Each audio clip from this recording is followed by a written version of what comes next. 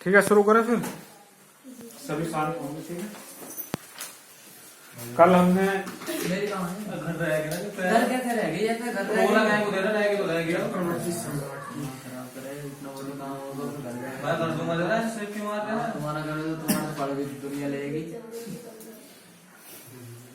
सभी शांत होंगे, ठीक है। देखो कल क्या पढ़ा था जीएस में हमने, मौर्य वंश में चंद्रगुप्त मौर्य पढ़ने, और मौर्य वंश की स्थापना किसने की थी? चंद्रगुप्त मौर्य। किस वंश का पतन करके? नंद वंश का। नंद वंश का अंतिम शासक कौन था? धनानंद या घनानंद, दोनों नाम चलते, ठीक है। घनानंद ने किसका अपमान किया था? चाणक्य ने नंदवंश के पतन के लिए किसको तैयार किया था? ठीक है। चक्रवर्ती सम्राट किसकी उपाधि थी? चंद्रगुप्त मौर्य, ठीक है। ये सब क्वेश्चन ऐसे पूछे जाते हैं। मौर्य वंश के समय पालीब्रोथा किस नगर का नाम था? पालीब्रोथा, पाटलिपुत्र। अंतिम पॉइंट कल यही था ना? नहीं, ये था उपाधि जो थी। अच्छा, उपाधि चक्रवर्ती। मेगस्थनीज कहाँ का दूत था? यूनान का था। किस शासक का दूत था? Seleucus Nicator. सेल्यूकस निकेटर को जब चंद्रगुप्त मौर्य ने पराजित किया था, तो सेल्यूकस ने जब सेल्यूकस को पराजित किया था, तो सेल्यूकस ने अपनी पुत्री का विवाह किया था चंद्रगुप्त मौर्य से। तो उसका क्या नाम था? हेली, ठीक है। हेली। क्या अभी भी होते हैं विदेशों से भी? अभी भी होते हैं विदेशों से। और आज से लगभग 2300-2400 साल, 2300 साल पहले, ध्यान देंगे, 2200-2300 साल पहले, आज से भी विदेशों से विवाह होते थे। किसने किया? चंद्रगुप्त मौर्य ने किया, ठीक है। और वर्तमान में देखा जाए तो प्रियंका वाड्रा, ठीक है। प्रियंका वाड्रा, जो सोनिया गांधी की लड़की है, प्रियंका गांधी, वाड्रा नाम है। तो उसने विदेशी से शादी की है, ठीक है। और वो इंडिया में रहती है, ठीक है। और प्रियंका चोपड़ा है, उसने भी अमेरिका का है। निक जोन्स, ठीक है, तो विदेश का है, ठीक है। तो विदेशों से शादी होती रहती है, ठीक है। और विदेशों से शादी होना क्या करता है? एक तरीके से वैश्वीकरण का फैलाव, जो वैश्वीकरण का प्रभाव है, ठीक है। तो वैश्वीकरण, ग्लोबलाइजेशन कहते हैं। तो वैश्वीकरण के प्रभाव के अनुसार ये सब होता है, ठीक है। विश्व जुड़ रहा है, ठीक है। जो विश्व के दूर दराज के क्षेत्र है, आज इंटरनेट की वजह से पूरा विश्व क्या कहलाता है? ग्राम विश्व, ग्राम विश्व या विश्व ग्राम। आज पूरा विश्व जो है एक गांव के समान है ना। इंटरनेट के किसके थ्रू? इंटरनेट के द्वारा, तो विश्व ग्राम, ठीक है। आज कहीं यूएसए में या रूस में बैठा हुआ व्यक्ति अगर इंडिया के व्यक्ति को हूबहू देखना चाहता है, तो प्रेस कॉन्फ्रेंस होती है, उसके द्वारा देख सकते, ठीक है। तो हम आएंगे आगे अब मौर्य वंश में बिंदुसार, ठीक है। मौर्य वंश हम पढ़ रहे थे।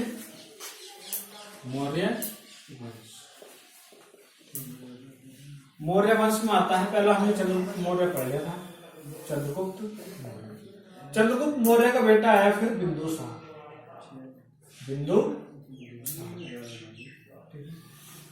बिंदुसार, ठीक है। और ये रहा 298 ईसा पूर्व से, 298 ईसा पूर्व से 273 ईसा पूर्व तक, 298 ईसा पूर्व से 273 ईसा पूर्व तक।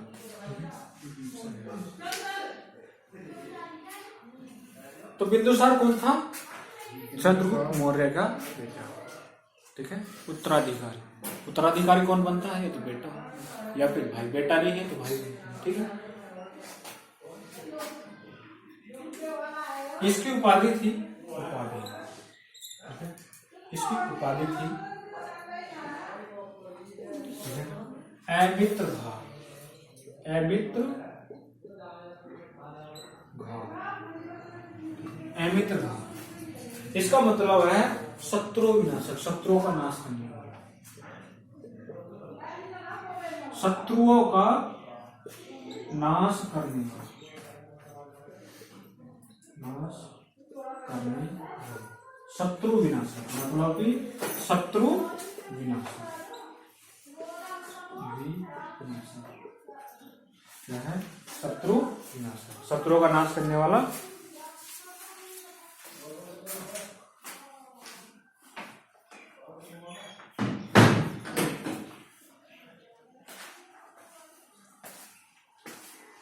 शत्रुओं का नाश करने वाला, शत्रु विनाशक, ठीक है। तो ये अमित्र घात किसकी उपाधि है? बिंदुसार, ठीक है, लिख लिया।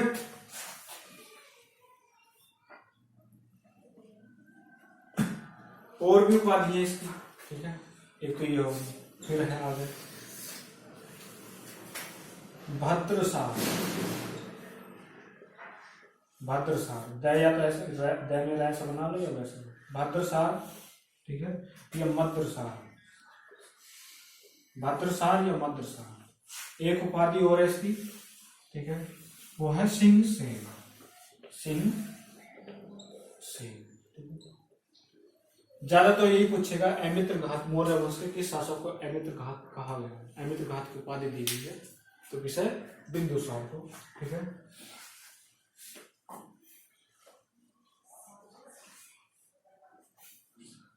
अब देखो चंद्रगुप्त मौर्य के समय यूनान से एक दूत आया था, सेल्यूकस निकेटर का दूत था, वो था मेगास्थनीज, ठीक है।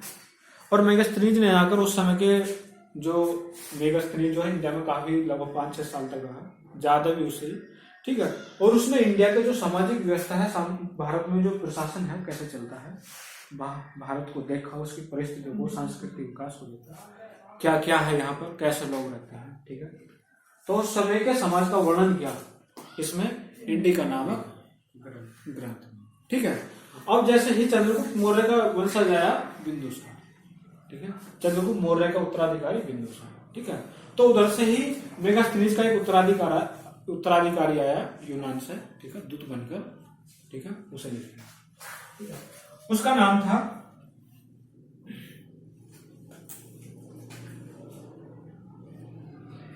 डाइमेकस, लिखा है ना मैंने पहले, ठीक है, डाइमेकस।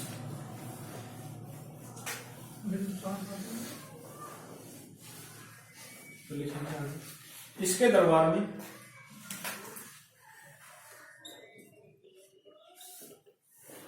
इसके दरबार में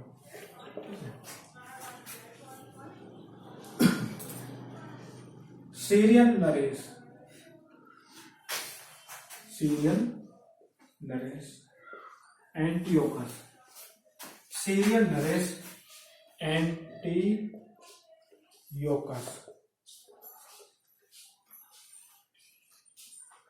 सीरियन नरेश एंटियोकस प्रथम का राजदूत, राजदूत का नाम है राजदूत डाइमेकस आया, ठीक है, ठीक है। जो मेगास्थनीज का उत्तराधिकारी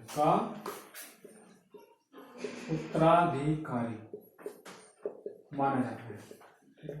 तो ये सब पूछा जाएगा, माना जाता, ठीक है।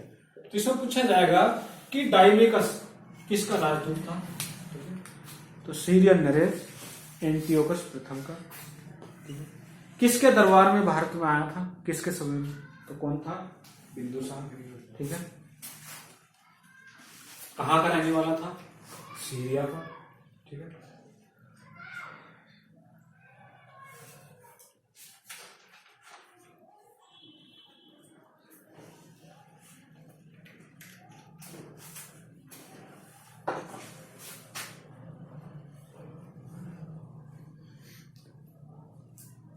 लिख लिया सभी ने? आगे लिखेंगे, ठीक है।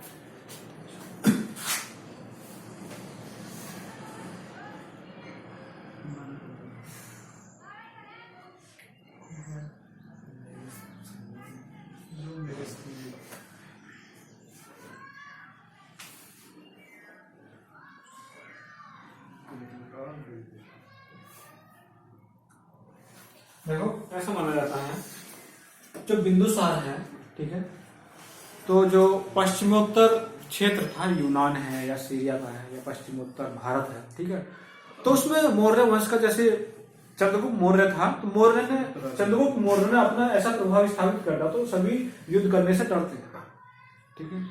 चंद्रगुप्त मौर्य के खत्म होने के बाद भी कौन आया? बिंदुसार, ठीक है।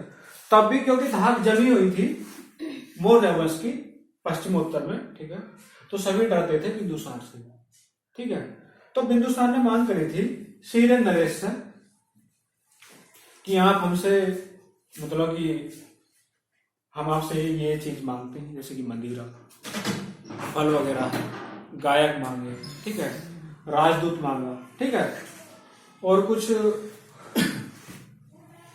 क्षेत्र वगैरह भी मांगने की कोशिश की, ठीक है, मांगा।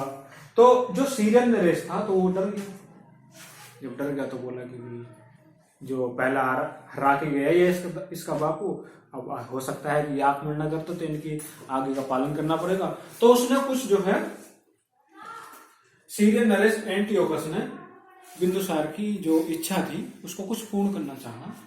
चलो भाई हम कुछ ना कुछ तो भेजेंगे, ठीक है, अगर नहीं डरता तो कुछ नहीं भेजता वो, ठीक है, तो उसने भेजा, ठीक है। तो उसके रूप में एक राजदूत आया था डायमेकस, ठीक है, एंटियोकस ने भेजा था अपना राजदूत डायमेकस, जहां वहां पर मौर्य साम्राज्य में, और वहां पर जो राजा है उसके प्रशासन में सहायता करो, ठीक है, या हमसे जो सहायता चाहते हैं वो पूछो, ठीक है, या हमसे कोई ऐसी कोई खान पान की वस्तु है वो चाहते हैं तो वो लो, ठीक है। तो बिंदुसार ने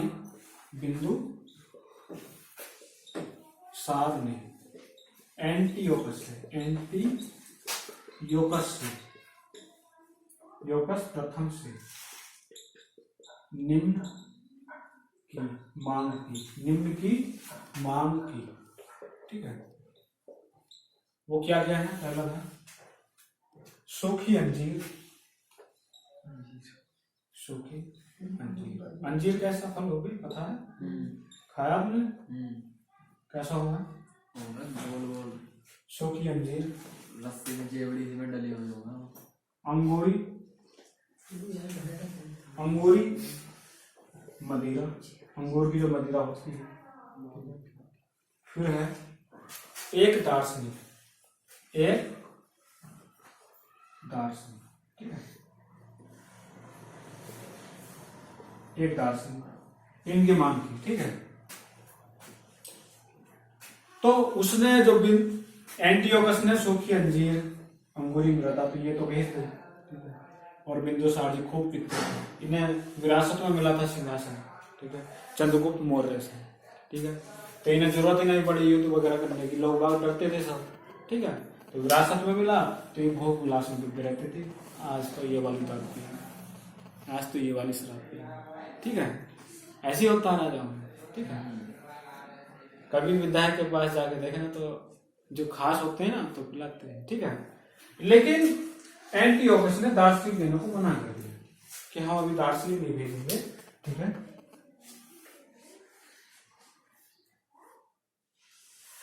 और ऐसा इसलिए था, एंटियोकस ने ऐसा इसलिए कहा कि हम दार्शनिक नहीं भेजेंगे, तो दार्शनिक हमारे यहाँ बिकने की चीज नहीं है, ठीक है। तो हम दार्शनिक का नहीं विक्रय करेंगे, तो हम दार्शनिक नहीं भेज सकते, हमारे यहाँ प्रथा नहीं है दार्शनिक को भेजने, तो दार्शनिक नहीं है, ठीक है। तो इनकी पूर्ति हुई, तो इन्हें भेज दिया गया, जाओ, ठीक है, किसी के थ्रू, लेकिन इसकी पूर्ति अपूर्ति, ठीक है, क्या रहा? अपूर्ति, ठीक है। आगे लिखेंगे मिस्र नरेश।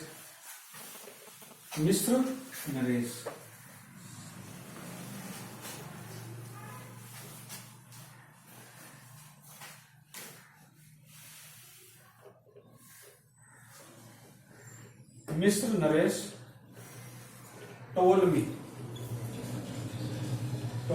फिलाडेल्फस टोलमी द्वितीय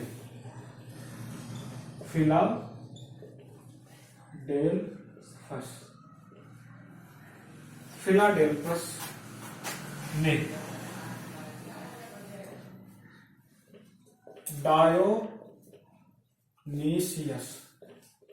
डायोनीसियस मिस्र नरेश टोलमी फिलाडेल्फस ने डायोनीसियस, ठीक है, डायोनीसियस नामक अपने राजदूत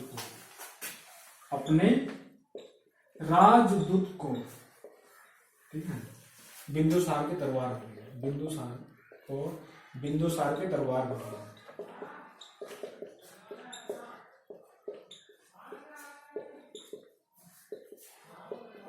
ठीक है, बिंदुसार का दरबार में गया। तो दरबार में क्यों भेजेंगे और दूसरे विश्व के अन्य देश क्यों भेजेंगे?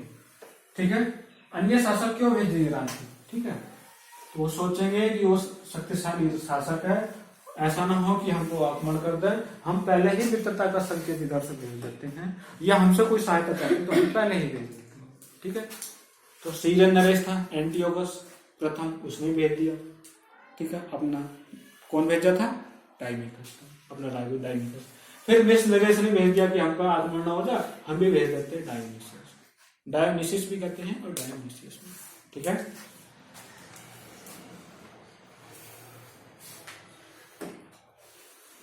लिखेंगे बिंदुसार आजीवक संप्रदाय, बिंदुसार आजीवक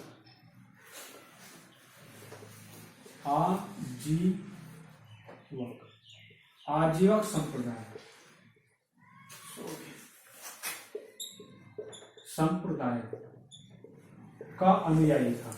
किसका? आजीवक संप्रदाय का अनुयायी था। तो मैं इसमें पूछूं कि जो चंद्रगुप्त मौर्य था किस धर्म को मानता था, किस संप्रदाय को मानने वाला था? जैन धर्म। जैन धर्म की किस शाखा का? दिगंबर कौन थे? जो दक्षिण में चले गए, दक्षिण मार्ग में चले गए। ठीक है, क्योंकि दक्षिण में तो जाके चंद्रगुप्त मौर्य ने संतरक प्रथा से अपने शरीर किया। ठीक है, कल लिखा है। ठीक है, अनुयायी था। ठीक है, और ये पूछा गया है बिंदुसार के किस संप्रदाय का अनुयायी था? आजीवक संप्रदाय। ठीक है, हम बताएं, उसमें कल नहीं लिखाया था चंद्रगुप्त मौर्य के प्रधानमंत्री कौन थे? चाणक्य, लेकिन ये पता है सभी। ठीक है, तो आज अभी लिखेंगे इस बिंदुसार के प्रधानमंत्री,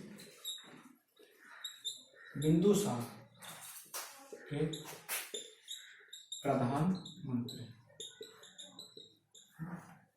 आज के प्रधानमंत्री, पहले प्रधानमंत्री अलग होते थे। आज का प्रधानमंत्री तो सारे ही प्रधानमंत्री, मतलब कि वही पावरफुल होता है। ठीक है, वर्तमान। ठीक है, सबसे आ सकती है इसमें, लेकिन उस समय राजा में होती थी। ठीक है, बिंदुसार के प्रधानमंत्री चाणक्य थे। तो चाणक्य भी मरे नहीं है कि चंद्रगुप्त मौर्य खत्म हो गए तो मतलब कि वो भी नहीं। चाणक्य जो है अशोक के समय तक बने रहे। ठीक है, क्योंकि ये चाणक्य युद्ध नहीं करते थे, युद्ध नीति समझाते थे, युद्ध कैसे करना है, कैसे शासन चलाना है। ठीक है, तो वर्तमान में लोग बात कहते हैं ना, मोबाइल पर देखे होंगे मैसेज, चाणक्य नीति। ठीक है, ये अपनाओगे तो ऐसा होगा। ठीक है, ये कहते हैं ना, मित्र का शत्रु क्या कहलाता है? शत्रु कहलाता है। अगर मेरे मित्र का कोई शत्रु है तो मेरा भी शत्रु ही है। ठीक है, अगर मेरे शत्रु का कोई शत्रु है, तो मेरा मित्र है। ठीक है, चाणक्य कहता है। ठीक है, चाणक्य ने कहा था कि मेरा मित्र का जो शत्रु है तो मेरा मित्र है। नहीं, सॉरी, जो मेरे मित्र का शत्रु है, चाणक्य कहते हैं शासन में शासक को ऐसे भूमिका निभानी चाहिए, अगर कोई मेरे मित्र का शत्रु है तो मेरा भी शत्रु है, अगर कोई मेरे मित्र का शत्रु है तो मेरा भी शत्रु है। ठीक है, और बताएंगे आगे चाणक्य ने क्या क्या बताया है। ठीक है, आगे लिखेंगे।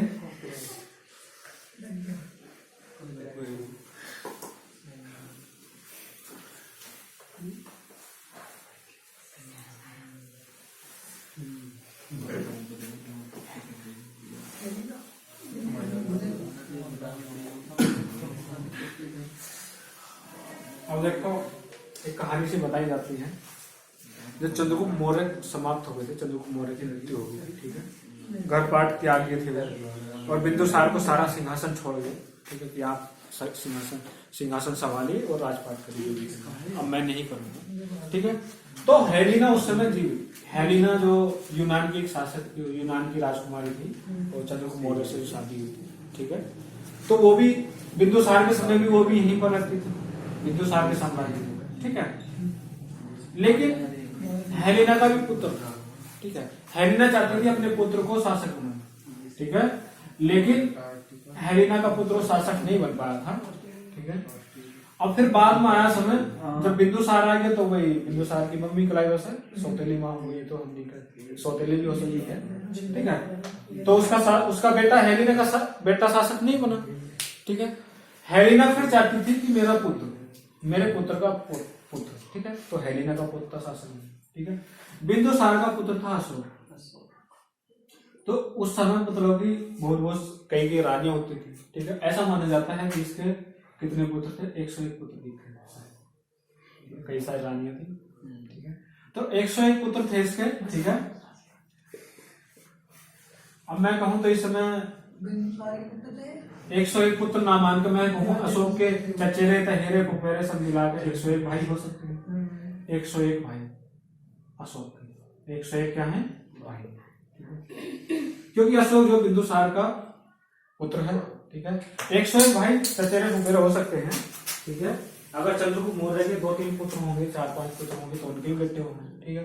तो ऐसे 101 भाई मिलकर होंगे, ठीक है। तो उस समय मौर्य साम्राज्य में क्या है कि ये भाई आपस में लड़ रहे थे कि हम शासक बनेंगे इनके बाद या कौन शासक, ठीक है। तो हेलिना भी मुख्य भूमिका निभा रही थी, ठीक है।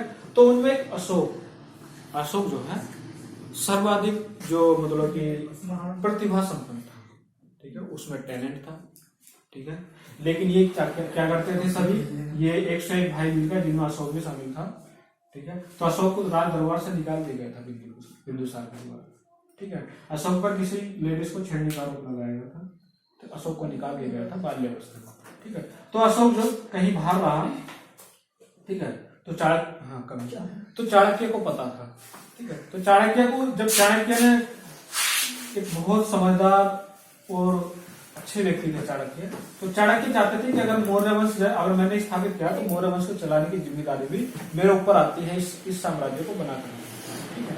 तो चाणक्य चाहते थे कि इन 101 भाई में से सबसे योग्य कौन सा, तो ना अशोक ही रहा, सबसे योग्य अशोक ही, ठीक है। तो बिंदुसार के साथ साथ चाणक्य बिंदुसार के साथ भी रहते थे और अशोक को भी समय देते थे, ठीक है। अशोक कहीं भी रहे तो उसके पास जाकर अशोक को समझाया, ठीक है, इनकी बस की है शासन करना, ठीक है। अशोक भाई हाथ ही कर पाओगे, ठीक है। तो अशोक भी फिर बोला चलो ठीक है, समान तो जो सिंहासन पर बैठने खत्म हो जाएंगे, ठीक है। तो अशोक को, ठीक है। तो कहा जाता है कि अशोक ने अपने 99 भाई मारे, 99 भाई मार दिए, ठीक है। वो क्यों मार दिए थे, ठीक है, वो क्यों मार दिए थे, राजपाट के लिए, ठीक है, कि 99 भाई आपस में लड़ रहे थे, ठीक है, क्योंकि हर कोई एक दूसरे को मारने वाला था। अशोक नहीं चाहता था कि मैं मार लूं, ठीक है, लेकिन ये अशोक को जो मारने आते थे, अशोक की जो माँ थी, सगी माँ थी अशोक की, ठीक है, उसको भी मारना चाहते थे, ठीक है। तो अपनी माँ के बचाने के लिए, अपने साम्राज्य को बचाने के लिए अशोक ने इनको मारा, ठीक है। लेकिन मैं इस बात को कहूं कि 99 भाई मारे, पहली बात तो 101 भाई मिलाकर हो भी नहीं सकते, 99 भाई मारे होंगे तभी मैं भी नहीं मानता, ठीक है। ये झूठ भी हो सकती है बात, ये सत्य भी हो सकती है, ठीक है। तो इस बात को ना सोचें, ठीक है। कोई कहेगा कि अशोक महान कैसा हुआ, उसने तो अपने 99 भाई मारे, ठीक है।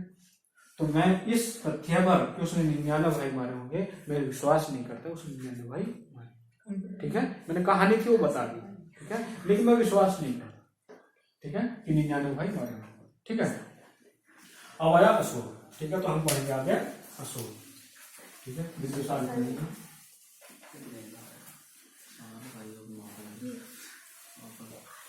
शासन करने के लिए, और शासन के लिए जो होता है कि आदमी पिता को भी मार भी दिया हूँ, ठीक है।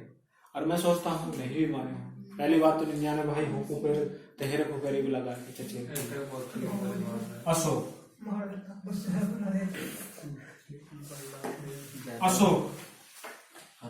अशोक रहा है 273 ईसा पूर्व से, 273 ईसा पूर्व से, 273 ईसा पूर्व से 232 ईसा पूर्व तक, ठीक है, अशोक का समय है।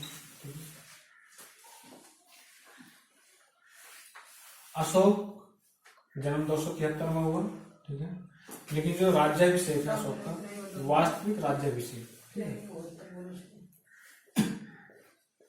वास्तविक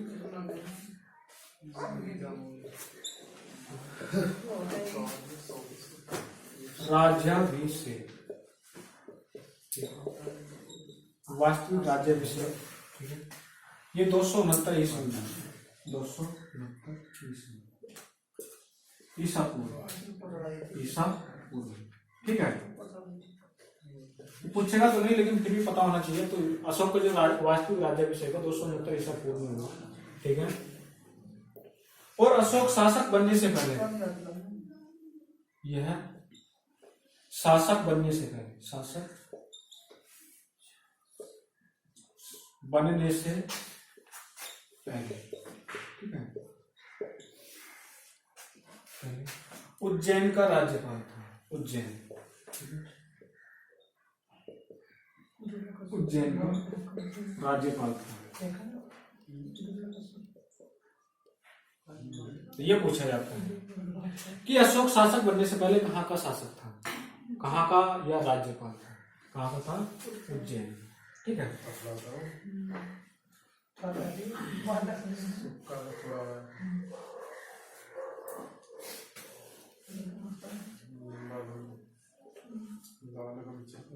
जैन साहित्य के अनुसार, जैन साहित्य के अनुसार अशोक ने, जैन साहित्य के अनुसार अशोक ने मगध पर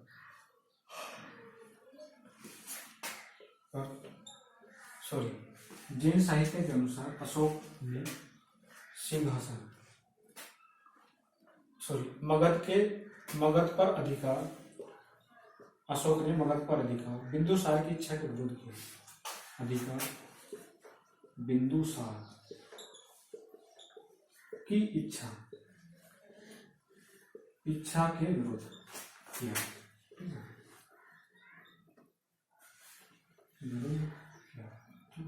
अब ऐसा क्यों किया अशोक ने?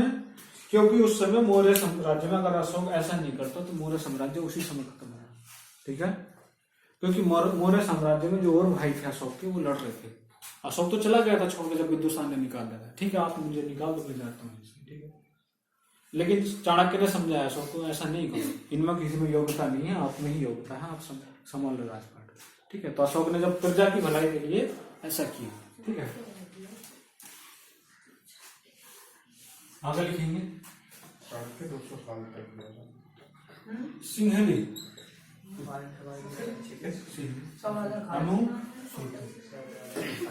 सिंहली अनुश्रुति।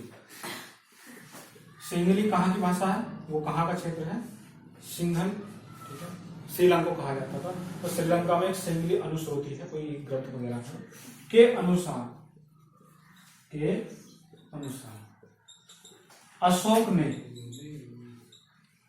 अशोक ने अपने 99 भाइयों की मृत्यु की, अपने 99 भाइयों की हत्या की थी, ठीक है। 99 भाइयों की हत्या की थी।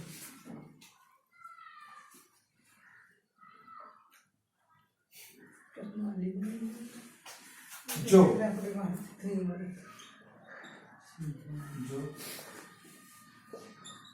सत्ता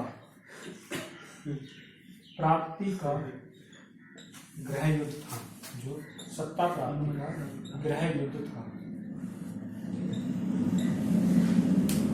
एक भाई था अशोक का, वो बचा तो बोल रहा कि भाई मैं तो जो आपके साथ ही रहूंगा। वो डर गया होगा बेचारा, ना भी डरा होगा तो एक सोच रहा होगा कि भी राजपाट में क्या रखा, मन नहीं तो है, दादा ही मर गए, पापा ही मर जाएंगे, पापा ही मर गए, हाँ वो भी पूछना लगे तो हम ही कर जाएंगे। तो एक ने मना कर दिया कि मैं बनूंगी, तो उसे छोड़ दिया या अशोक का साथ दिया। ठीक है, तो जो सत्ता प्राप्ति का ग्रह युद्ध था। ठीक है, वर्तमान में भी घटना आती है कि विधायक ने अपने भाई को मरवा दिया। विधायक ठीक है, क्यों कि भैया भाई खड़ा हो गया था वो विधायक का। ठीक है, मंत्री साहब बोल रहे कि एक ही भैया को टिकट मिलेगा, या तो बड़े को छोटे को। बड़े वाले पहला बन गए तो छोटे वाले कह रहे थे हम भी बड़े वाले बोल रहे बनाऊंगा तुझे, बनेगा तो या तो मैं बनूंगा या मेरा बेटा, तो ना बने। नहीं, जैसे कि अखिलेश यादव और शिवपाल यादव सीएम पद को लेकर हुई थी ना। ठीक है, आगे लिखेंगे अशोक को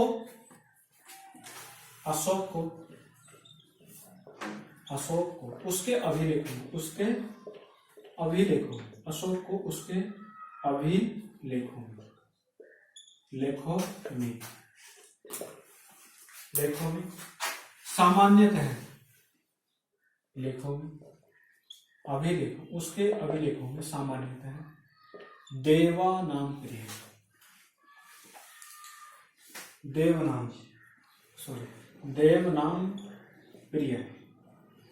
देवनाम प्रियदर्शी कहा गया। सामान्यतः अशोक को उसके अभिलेखों में सामान्यतः है देवनाम प्रियदर्शी कहा गया। और देवनाम प्रियदर्शी का जो अर्थ है वो है देवों का प्यारा। ठीक है, सॉरी, देवनाम प्रिय। ठीक है, देवनाम प्रियदर्शी कहा गया, इसका मतलब है देवों का प्यारा। कहते ना कि माँ का प्यारा है, माँ का प्यारा लाडला। तो ये देवों का प्यारा अशोक को कहा गया है उसके अभिलेखों में। ठीक है, कि अशोक का जो साम्राज्य था, अशोक ने जो शासन चलाया, ऐसा चलाया, ठीक है, कि उसकी तुलना देवताओं से की गई। ठीक है, उसे ऐसा मानने लगे लोग कि वो एक ऐसा देवता है, वो देवताओं का प्यारा। ठीक है, आगे लिखेंगे। और ये जो चीज है पूछी जाती है कि निम्नलिखित में से किस शासक को देव नाम प्रियदर्शी कहा गया? अशोक। देव नाम प्रियदर्शी का मतलब क्या है? देवों का प्यारा। आगे लिखेंगे अशोक के अभिलेख। ठीक है, अभिलेख। ठीक है, अशोक के अभिलेख मास की ये है कर्नाटक में। मास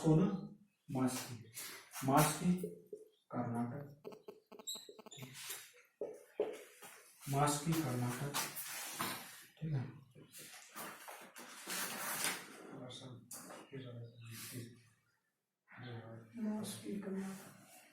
ये इस पॉइंट को बाद में लिखेंगे, ये इतना लिखेगा। चलो लिख लो, बाद में लिखा देंगे। मास की कर्नाटक। गुर्जरा, नेटूर। ठीक है, नेटूर। उदय गोलम।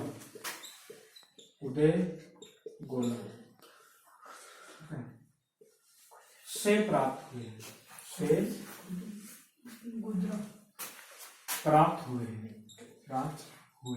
ठीक है, ये तो मुख्य है, लेकिन लगभग 50 स्थान है ऐसे जहां सब अशोक के अभिलेख मिले हैं। ठीक है, अभिलेख क्यों बनते थे उस समय? कि उस समय ऑनलाइन मीडिया तो था नहीं, ऑफलाइन में समाचार भी नहीं थे, अखबार कॉपी किताब भी नहीं थी। ठीक है, समाचार पत्र भी नहीं थे, तो लोगों को संदेश कैसे दिया जाए? ठीक है, अब संदेश दिया जाए तो डेली थोड़ा दिया जाएगा। ठीक है, ऐसा कोई साधन नहीं जो डेली संदेश एकदम पहुंच जाए। ठीक है, तो किसी पत्थर पर लिख देते थे और लगभग साल भर 2 साल के संदेश इस पर लिख देते थे। ठीक है, या फिर कोई चट्टान होती थी, ये तो पत्थर थे, कोई चट्टान होती थी उसे काट के उसको बना देते थे। अभिलेख पत्थर थे, उस शिलालेख ये चट्टान काटते हैं। ठीक है, ठीक है,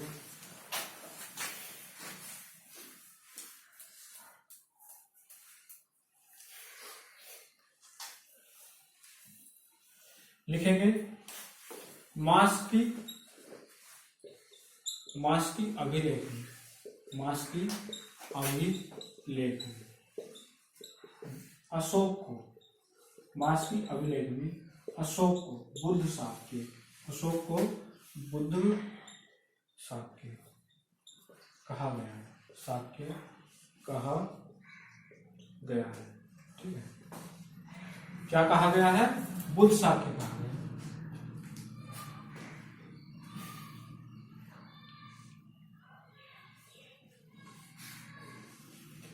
आगे लिखेंगे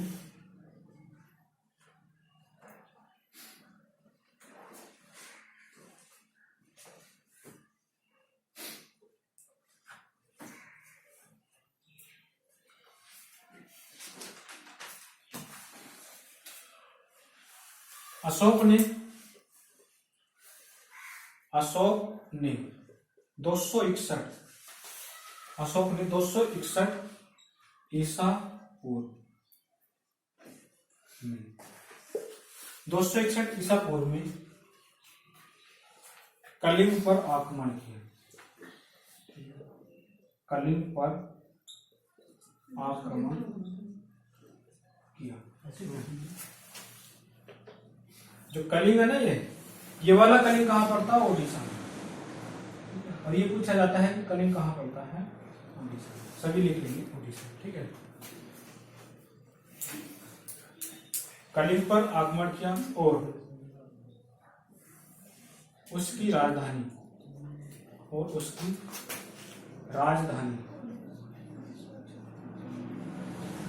तोसनी पर अधिकार किया, ठीक है, तोसनी पर अधिकार कर लिया अशोक ने। ठीक है, अब इस युद्ध में जो है ऐसा माना जाता है कि इस युद्ध में लगभग लाखों लोग मारे गए। ठीक है, लाखों लोग मारे गए थे। ठीक है, और जब अशोक ने बाद में देखा, जब मरे हुए लोग उस क्षेत्र में से गुजर के आ रहा था जहां पर युद्ध हुआ था, ठीक है, तो अशोक को लाशें ही लाशें दिखाई दे रही थी। ठीक है, जो लाशें ही लाशें दिखाई दे रही।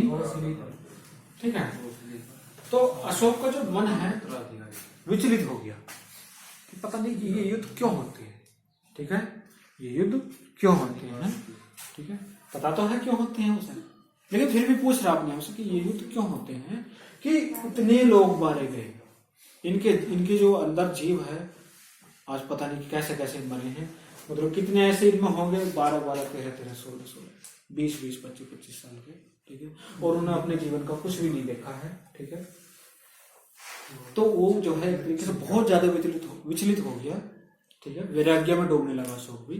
ठीक है, तो उसने अंत में आके किसने बताया कि महाराज आपके वैराग्य क्यों फैल रहा है, आप वैराग्य में क्यों हैं। ठीक है, बोले कि मैं विचलित इसलिए हूं कि इतने लोग मरे उस युद्ध में, और उस युद्ध से मिला क्या? आखिरकार एक क्षेत्र। ठीक है, लेकिन उस युद्ध में जो लोग बिछड़ गए, उनके घर वाले बिछड़ गए। ठीक है, मरने के बाद जो छोटे बच्चे बचे उन्हें पालन पोषण कौन करेगा। ठीक है, या उनके साथ कैसा व्यवहार किया जाए। ठीक है, तो इसको लेकर अशोक बहुत विचलित हुआ। तो किसी ने कहा कि आप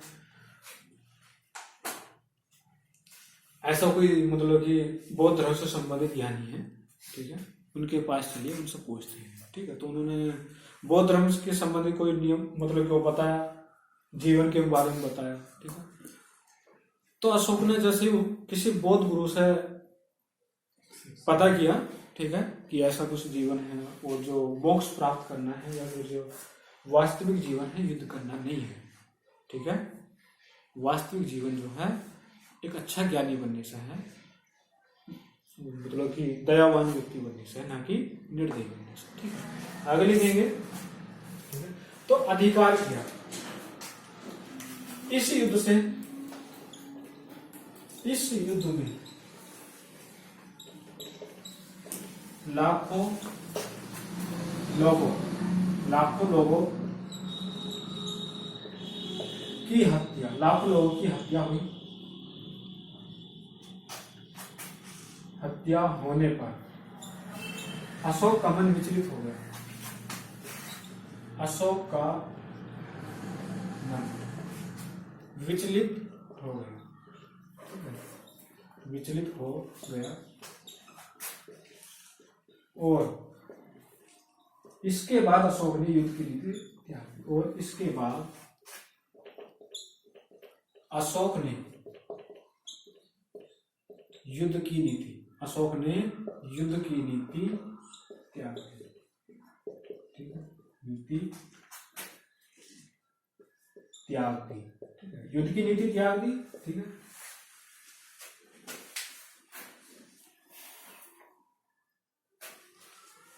युद्ध की नीति त्याग दी मतलब सदा की, युद्ध की नीति सदा के लिए, सदा के लिए, ठीक है। उसके बाद कभी युद्ध नहीं किया, सदा के लिए त्याग दी, ठीक है।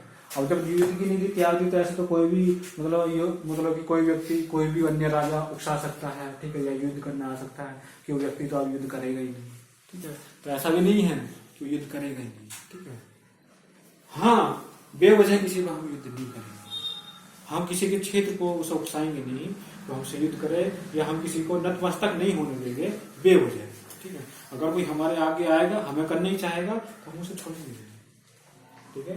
तो अशोक का साम्राज्य काफी बड़ा हो गया था, ठीक है, बहुत बड़े क्षेत्र को साम्राज्य फैला लिया था, लेकिन युद्ध की नीति नहीं अपने, ठीक है। तो उसके बाद मित्रता, शांति, अहिंसा की नीति से कार्य किया, ठीक है। उसके बाद स्वतः ही वो जनता चाहने लगी कि हम अशोक के साम्राज्य में, अशोक के शासन में रहेंगे, ठीक है। अन्य क्षेत्र की भी जनता चाहने लगी कि ऐसा कोई शासक बना है अशोक, ठीक है, कि वो जनता से प्यार करता है, अपनी प्रजा से प्यार करता है, ठीक है। तो हम अशोक के साम्राज्य में जाना चाहते हैं, ठीक है। तो कुछ ऐसे होते थे कि अगर अशोक के साम्राज्य से बाहर हैं, ठीक है, तो उस क्षेत्र का जो राजा है कि अशोक को ना बढ़ावा मिले, अशोक को बढ़ावा न मिले, तो प्रजा ही को राजा को भगा देती थी, ठीक है। वो क्षेत्र जो है अशोक की नीति में, ठीक है। आगे लिखेंगे, ठीक है।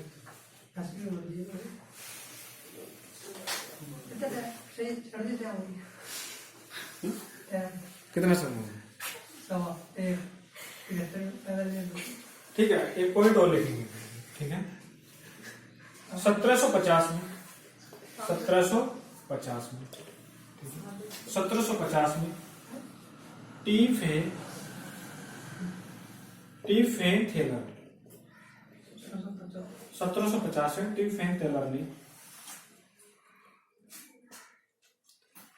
दिल्ली में अशोक के 1750 में टी फेन थेलर ने दिल्ली में अशोक के स्तंभ, ठीक है, अशोक के स्तंभ का पता लगाया, ठीक है, पता लगाया, किंतु या और लिखेंगे और 1837 में 1837 में जेम्स प्रिंसेप ने 1837 में सर्वप्रथम जेम्स प्रिंसेप ने अशोक के अभिलेखों को पढ़ा, अशोक के